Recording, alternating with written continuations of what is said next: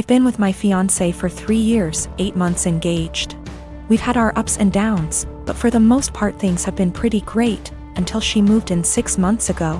We've been combining our lifestyles and finances, basically easing into merging our lives together. The problem is she's a people pleaser, in her own words. She's been in therapy for 6 years, and I guess I never knew how bad it was until moving in with her. A lot of which she's hidden from me. She recently was promoted into accounts payable at her company and realized she is the lowest paid person on payroll. She didn't negotiate a good starting wage, and has never asked for a raise, or had one, despite multiple promotions. She inherited a car a few months ago and sold it. She had offers online from $18,000 to $25,000. But sold it to the first person who showed up for $10,000. She caught someone stealing her bike at college.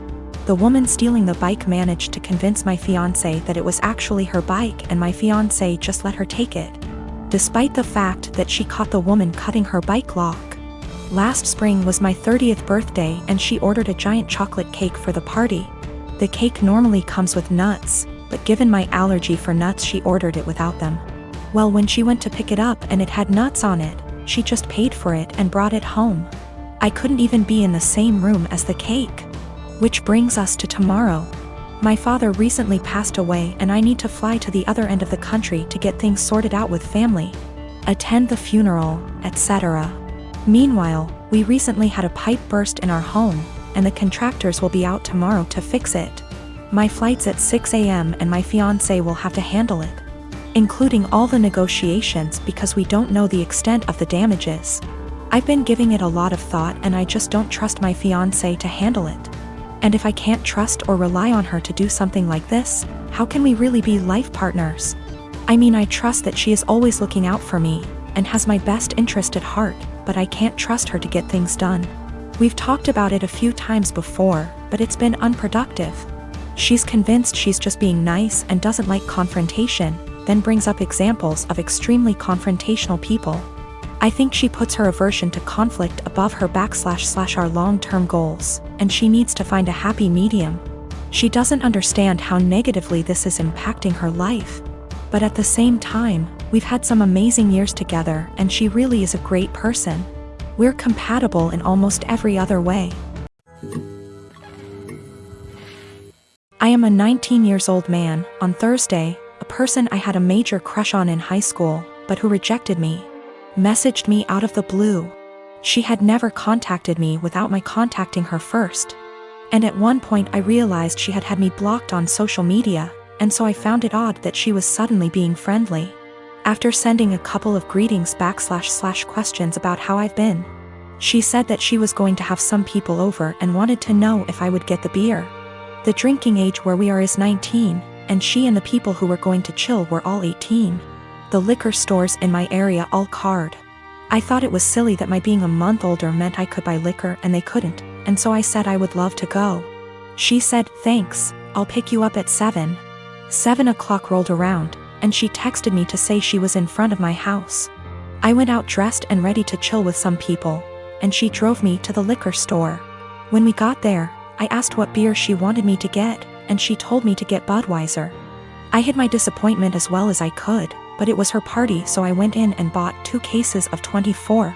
I got back in the car and said, "Let's party," and she was eerily quiet.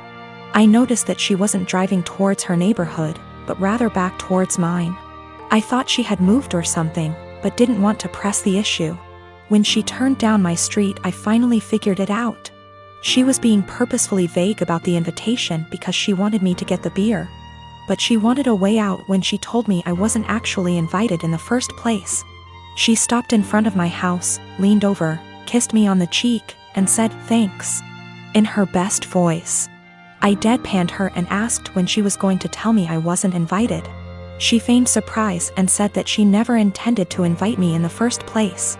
I sat in silence for a long awkward minute, picked up the beer, and walked towards my front door.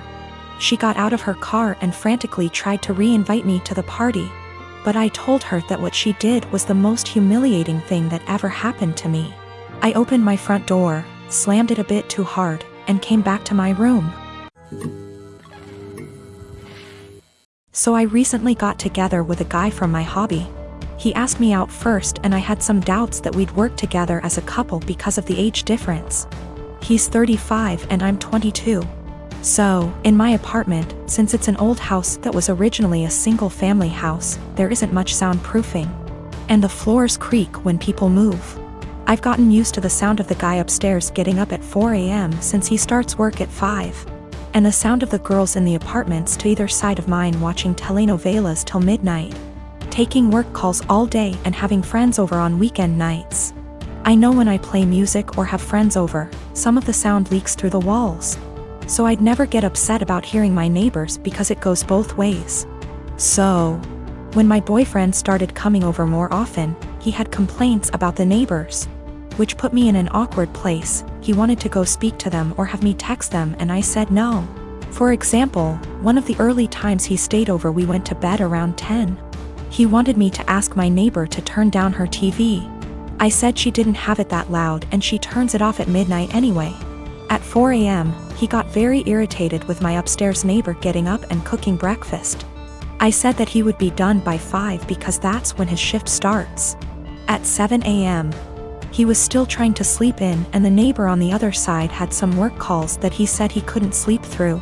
I offered him earplugs and he said he couldn't sleep with them in either. He wanted me to ask her to quiet down.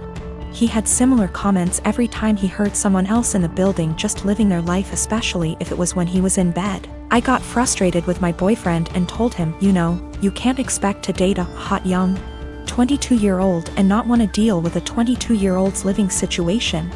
I don't know if you realize, but this is a normal apartment for someone my age. Hell, my neighbors are pretty great. Nobody's throwing loud parties on work nights. Nobody's having screaming fights. Nobody's having babies. The hot young part was in sarcastic air quotes because those were his words, not mine. He got irritated and asked why I was bringing age into it. And I said it's because he can't both want someone so young and also want someone with house kinda money. And he was being so out of touch with how normal people in their 20s live.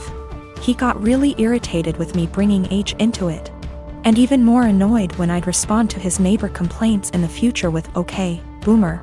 Or tell him that if he wanted me to have a rich person apartment, he could pay for it. It's not possible for me to get to his house on my own because I don't have a car and the buses don't go that far into the suburbs.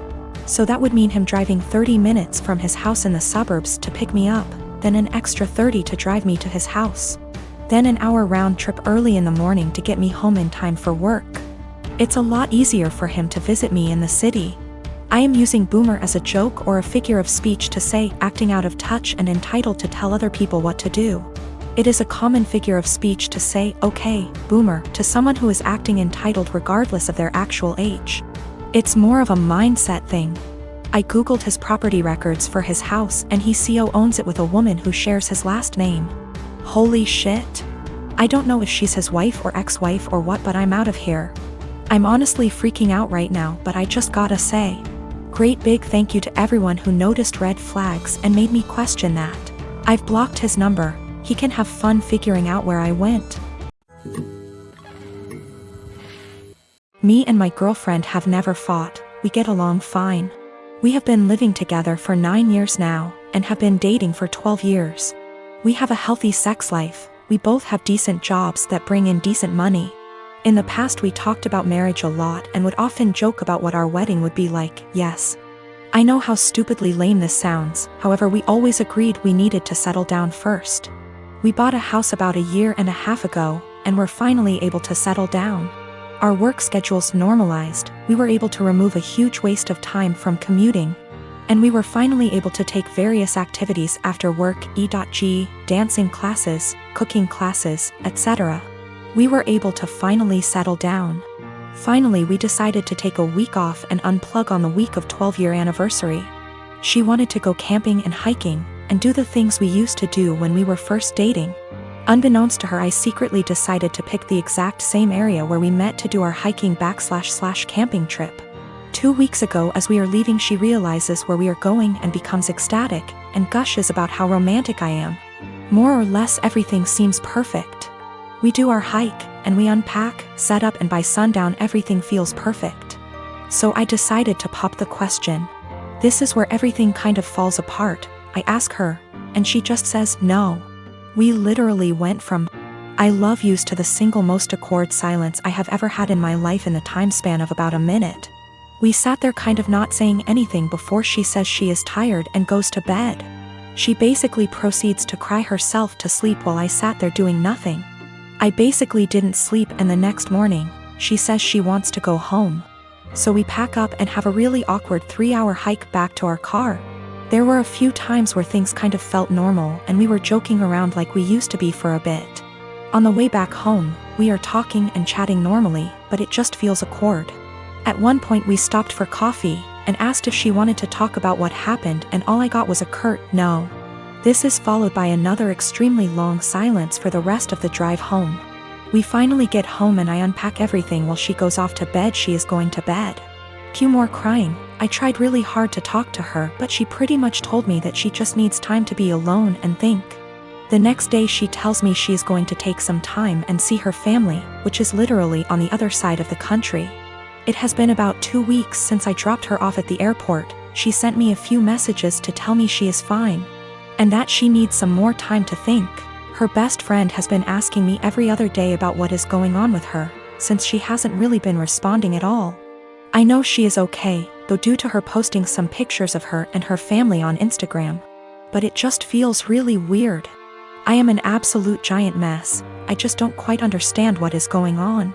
None of my friends have really offered me anything of value. I just feel if I didn't ask the question, everything would be absolutely fine, and I don't really understand what is going on. I keep wanting to grab her laptop to try and figure out anything. I am not close to her parents at all, but I trust her and want to respect her space, but I don't know when she is coming back.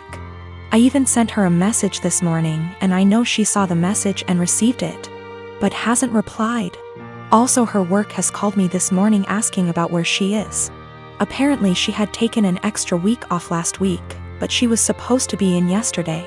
Now everything feels like it is falling apart and I have no idea what to do.